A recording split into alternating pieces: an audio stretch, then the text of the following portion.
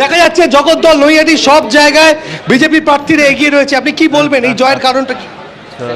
এই জয় কারণ হলো মানুষ পরিবর্তন চাইছে, মানুষ পরিবর্তন চাই। কি রে বেটা, উঠতে বলছিলিস? খেলা হবে, খেলা হবে। খেলা তো ঘুরে গেছে।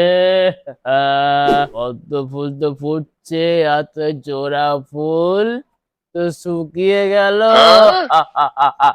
বেশি এসো না বাবা, একবার জিতেছো বলে কি ভেবেছো সব শেষ? লড়াই এখনো বাকি আছে। লড়াই কিসের?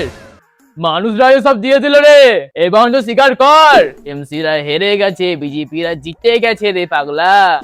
তুমিও না তো সব ছাড়, মিষ্টিটা কি তুই আনবি নাকি না আমি অর্ডার দেবো?